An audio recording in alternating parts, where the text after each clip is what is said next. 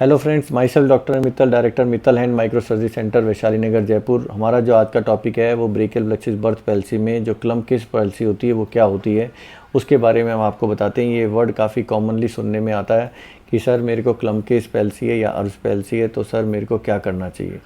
तो क्लम्प-किस पैल्सी जो होती है वो ज़्यादातर जो यहाँ की जो नसें टूटती हैं, जो कि ऊपर की नसें हैं, बीच की नसें और नीचे की नसें, जब नीचे की नसें टूटती हैं तब क्लम्प-किस पैल्सी का वर्ड बोला जाता है। ये क्यों बोला जाता है? क्योंकि नीचे की पैल्सी का मतलब जो हाथ उंगलियों का जो फिंगर्स का मूवमेंट है वो उसमें चला गया है और उसके कारण उनका क्या हो गया है, जो डिफ़ॉर्मिटी डेवलप हो गई है और बाकी सारी चीज़ें काम कर रही हैं।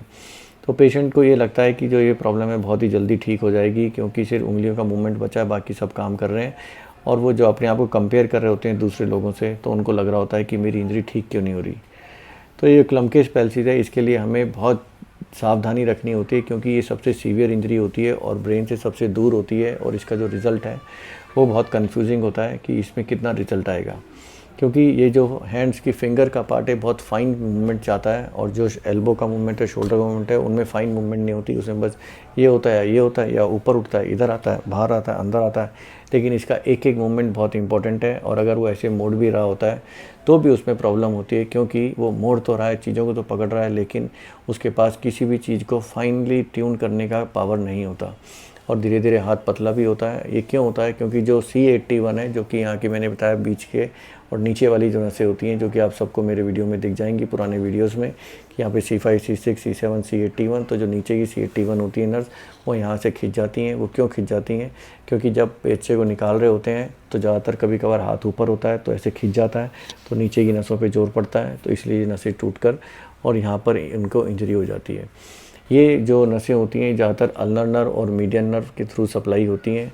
जो अल्नर नर्व का काम होता है उसको ज़्यादा इफेक्ट करता है ये, क्योंकि मीडियन नर्व दूसरों सबसे सप्लाई हो जाती है, लेकिन अल्नर नर्व प्योर T1 के कारण होती है, तो इसलिए इसकी प्रॉब्लम ज़्यादा होती है। इसमें लोगों को, जो बच्चे होते हैं, उनको हमें आइडेंटिफाई करना मुश्किल मदर के द्वारा इसलिए मुश्किल होता है क्योंकि बच्चा कुछ बोलता नहीं है, सिर्फ मदर ही देख रही होती है कि उंगलियां उनकी ऐसे हैं। दैट मीन्स जो ये वाले जॉइंट हैं उससे पीछे हैं और ये वाले जॉइंट से मुड़े हुए हैं, और अंगूठा जो है वो ऐसे है इसलिए, और जो हाथ है वो ऐसे है। तो ये पेशेंट जो होते हैं, ज़्यादातर मदर को ऐसा लग रहा होता है कि इसकी तेल मालिश कर लेते हैं तो ठीक हो जाएगा, लेकिन ऐसा नहीं होता।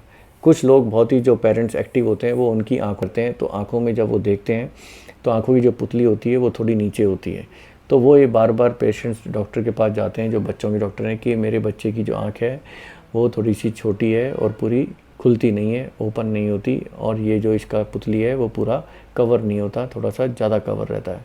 तो जब भी ये इंजरी माइल्ड होती है, मतलब खींचने के कारण होती है और नसें नहीं टूटी होती, तो डेफिनेटली ये ठीक हो जाती हैं, लेकिन बहुत ही कम चांसेस ऐसे लोगों में मिलते हैं जिनमें ठीक होती है। तो इन चीज़ों के लिए आप लोगों को सावधानी इस चीज़ में रखनी है कि अगर किसी को उंगलियों में प्रॉब्लम है, मुड़ी हुई है, सुनपन जो पता नहीं चलता, और आँखों में साथ की साथ प्रॉब्लम है, तो दैट मीन्स उनको क्लम्प-किस पैरालिसिस है। क्योंकि बच्चे, जो छोटे बच्चे पैदा होते हैं, उनका टच का आपको पता नहीं चल सकता, फिर भी छुपा के देख सकते हो, लेकिन वो अच्छा नहीं लगता। लेकिन डिफ़ॉर्मिटी देखने में ज़रूर दिखती है, ऐसे होती है, और उनकी आँखों में ज़रूर ये प्रॉब्लम होती है, जिसके कारण आप इसको 100% आइडेंटिफाई कर सकते हो। और फिर जो ब्रेकियल प्लेक्सिस के डॉक्टर हैं उनके पास दिखवाकर, यूजुअली इतनी इमरजेंसी नहीं कि 1-2 दिन, 1 महीने, 2 महीने में कराना होता है। छोटे बच्चों में ऑपरेशन जो होता है, यहाँ से खोलकर चेक करना होता है कि उसको हम कैसे ट्रांसफ़र करा जाए। तो हर पेशेंट का जो अपीयरेंस है और जो इंजरी है, वो डॉक्टर जब रिपीटेडली पेशेंट को देखता है, 1 महीना, 2 महीना, 3 महीना, 4 महीना, 5 महीना, ऐसे करके हम उनको इवैल्यूएट करते हैं, और हर एक का अलग ट्रीटमेंट होता है।